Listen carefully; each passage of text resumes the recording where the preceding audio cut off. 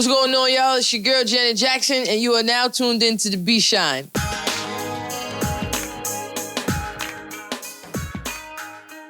Growing up, I was part of the music industry since I was a child. Like, my family is the Sugar Hill Gang, you know, Sugar Hill Records and stuff like that. For people who don't know, that's the first rap group to put out an album on wax. It's the first rap label. One of the biggest hip-hop songs of all time. So I grew up in that family. You know, my family does music. My Aunt Sylvia Robinson and wrote songs for everybody, and she's just huge. Go look her up. You know, pioneer the hip-hop shit. They call her queen of hip-hop. She ain't never did nothing for me, though, so, but I mean, you know, I can't say that, but as far as music is concerned, we never really worked together. But I grew up in that element. My mom was a promoter for Rapper's Delight, so, you know, her listening to different music that she did, and, you know, I was always involved in the music industry one way or another as a child, like, not really working in it, but I'm always meeting celebrities and being around people and, you know, absorbing everything like a sponge. One hip-hop moment that stood out to me is, you know, I'm 16 years old and 15, whatever, and I'm running everywhere telling everybody, yo, I rap. So I went to the barbershop one day in Teaneck, New Jersey, and they cut hair for everybody. Like, Johnny cuts Jay-Z's hair, and, you know, Niamo was cutting Lil C's in them hair at the time. Like, everybody in there is cutting people's hair. So I go in there, I'm like, yo, I rap right after school one day. So they're like, let me hear you say something, shorty. And I spit a verse, and the whole barbershop went crazy. So there's one guy, he's a hater, and he goes, shorty, you in here rapping about popping bottles. Buy me a bottle, right? So there was a liquor store right across the parking lot. So I went in there, and I was selling DJ AP mixtapes, and I probably still owe him money for this. And I bought a bottle of Moet. I was $10 short. The guy in there, he was like, go get him, shorty. Gave me $10. I came back into the barbershop. I popped the bottle. They went absolutely nuts. One guy ran outside. You know, they went crazy. Then I put it on his desk because I didn't even drink champagne at this time. And I put it on his, like, you know, area where he got his stuff at. He was like, I don't even like champagne. Buy me a bottle of Henny. Hater. That was Hakeem. And, you know, another hip-hop moment that had a big impact in my life was one morning getting ready for school. God told me, call Hot 97.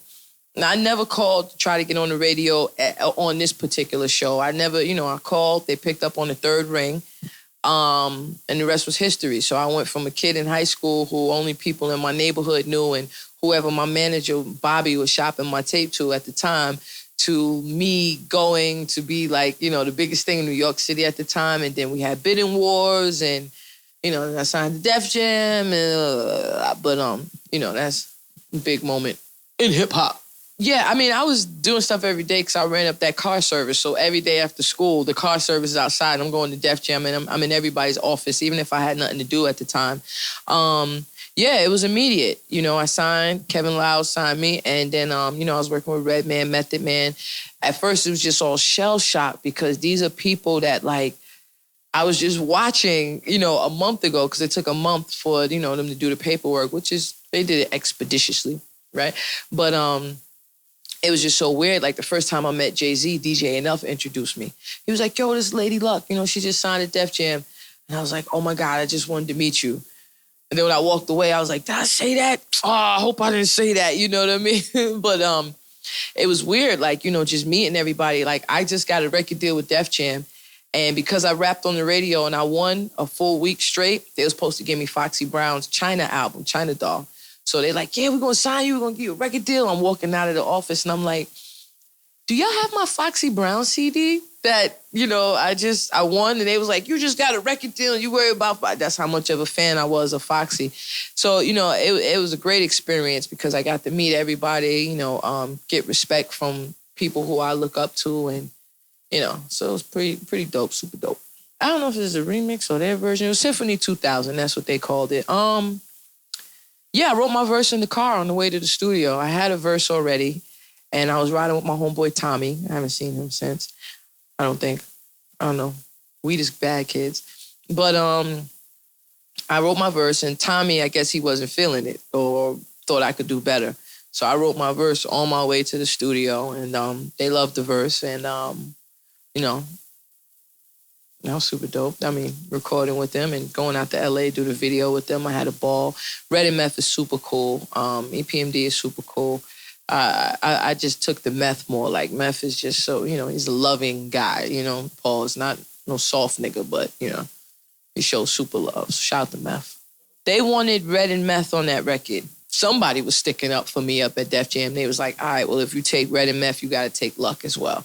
And it was like a deal. Yeah, so it was packaged. So, and which was super dope. Like, I don't know why I had the first verse on the song, because that song was like a half an hour long. You know what I'm saying? Everybody, Shabam, Sadiq, Busta Rhymes, it was like 1,000 people on that record. So thank God they got my 12 bars out the way before they did their thing. Yeah, that's how that came about. I really never had full support for my music from my family. I have cousins like my cousin Genoa who always had my back, always believed in me since we were young kids, rapping on the tape and then putting it in a Teddy Ruxpin and watching Teddy Ruxpin. Am I showing my age? But him rap your stuff. But yeah, I've always believed in me. You know what I mean? So, and that's the reason why I keep going and keep doing what I'm doing, because I know that I'm different. You know what I mean? And I believe in me. But how they felt when them checks started coming in, they felt great. I got us off welfare and got us in the house. You know what I mean? So I guess they loved it. I am a huge, super duper fan. I mean, I could say it forever because I've had mind-blowing moments, but one of my mind-blowing moments was I'm a super duper fan of Missy Elliot. Like, I think she is Michael Jackson of this rap thing. You know what I mean? And I'm in Miami. I forgot what event was going on, and I was in the back of a Suburban. And Missy walked up to the car and I rolled my window down and she said, I just wanted to meet you. I'm like, fuck you mean? I wanted to meet you. You know what I mean? And me and Missy did a record together. And to this day, she's still supportive, even if it's from the sidelines or from a distance. Like, she'll drop a DM, you know what I mean? Or she'll shout me out on Twitter. She'll retweet my things, you know what I'm saying? So, that's one of the greatest moments. I have a whole bunch of Jay-Z stories. Jay-Z always showed love everywhere I saw him and things of that nature. Like, that was super dope. I was in there the night that the thing happened at the Kit Kat Club with Un. I was around a couple situations. I've seen a couple different things. So, I mean, it's a great time. Even after the whole Def Jam thing, just people still taking to my music and people, still saying the things that they say about me. Like, one of the weirdest things, of course, I don't feel like when you have a long list of accomplishments and things that you want to get done in life and they reach the moon, to me, I feel like I'm still at ground level. So to me, I feel like I'm not even nowhere near where I want to be, but people call you a legend. And it blows my mind. Like, I remember the first time I did a show and this guy was like, give it up for the legend, Lady Luck. I got on stage and before I took the mic, I tried like, yo, my nigga, why you trying to play me? That's how I felt, because when you have people who are really legends, like, they're a legend because they trailblaze, but I had to put it together like, okay, we the first real female battle like that. Like, there were no female battles like that before. So when it comes to opening that gate, and doing that, then I guess, that's what y'all say. No, never battled in the 90s. No, or when I did an interview with Vinny from Naughty by Nature, and he was like, yeah, it's Vinny Naughty by Nature, and I'm standing here with the legend, Lady Luck. I turned like, fuck, nigga, you goddamn legend. No, I definitely didn't battle in the 90s. I didn't get a record deal to Symphony 2000. People be like, I was listening to you in the 90s. I'd be like, really? Because I was in 8th, 9th grade. You know what I'm saying? I was in 7th grade. When was you? You know what I mean? Yeah, I always thought it wasn't battles like the one that I had that was so publicized with Remy, but I did battles like, because I'm the coldest MC. I'm the dopest MC. Like, I'm the hottest, coldest and hottest. I'm the shit. So, in high school, like, anybody rap, I would hunt them down. Like, we had beef. Like, I would battle. Like, I was in 9th grade, and I just got to the high school, and me and my cousin, he was kind of Genoa, I was talking about. He was crazy. So we go at lunchtime, we on the bridge. Anybody rapping, he like, my cousin spit all y'all head off. So that's how it's been, like, those kind of battles. Like, I would come and, but I wasn't the quote-unquote battle MC, like the definition of what they have now. You know what I mean? But I always, me and my cousin Shan, shout out to Shan Shizzy, we would leave Def Jam being car service. And back then, you could see a cipher of people rhyming on the corner. I tell Uzi to pull over, or I tell whoever the car service guy is to pull over. We hop out. Ain't nobody nicer than me. You know what I mean? And that type of stuff. Yeah, I'm off that. I used to be off that. I don't know if this is weird, and but every time I saw Jay, he used to always, like, I would give him a pound. You know what I mean? Like, I would give him a handshake. And it would be a funny money handshake. Like, it would be no closed hand, like no, it'd be like a, sliding of the hand. So I don't know what event this was, but I was down in Miami with my homegirl Tiffany. And we were at the name of the club. It ain't even there no more. I don't know if it's a different name, but I know that the club, it didn't have no roof. I forgot the name of the club, but we down there and we sitting at a bar that's vacant.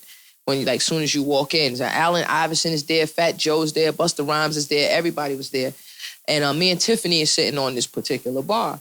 So when he walks in, he do his Jay-Z shit. He stop, entourage behind him. The whole club is up there. Everybody turn around. Jay-Z is here.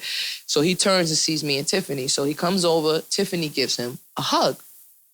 I'm still a groupie, so I'm like, I'll give him a hug, and I hug Jay-Z like for dear life. And then ever since then, Jay gave me hugs. So it was a different, it was a different thing. Or when I seen Jay up at MTV, I was there, me, Redman, and us. Forgot what show it was we had did. And Jay was coming on next, and he's riding with a scooter. So I was like, yo, Jay, let me get that scooter. He was like, after I'm done. I'm thinking he bullshitting. He really gave me the scooter. You know what I mean? So I'm riding off. I got a plate in my hand, I think. I got a book bag. I got CDs. I'm damn near can't ride it. He was like, Luck, don't ever say I ain't never give you nothing. You know what I mean? I was like, Jay-Z gave me something. You know what I mean? So I've had this privilege for so long that of course, it'd be different things like, all right, if I call a DJ, he might charge somebody a certain amount of money to do their mixtape, but he'll do it for me for free. Or, certain celebrities or certain people, like, I was out in L.A., and me and my homegirls went to Justin Bieber's crib. Now, I ain't had a deal since, Jesus Christ.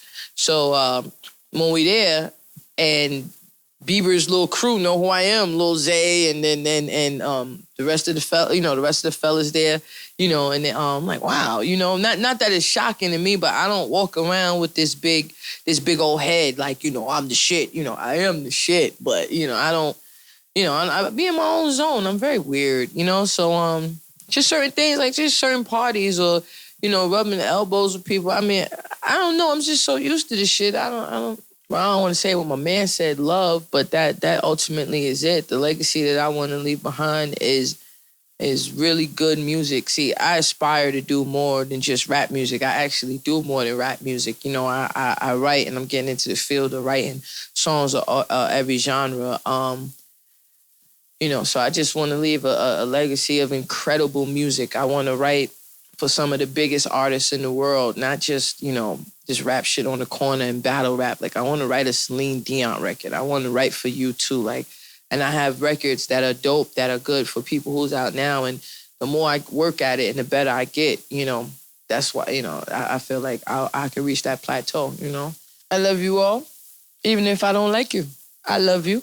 I'm more than a battle rapper, people, but I will rip anybody motherfucking head off.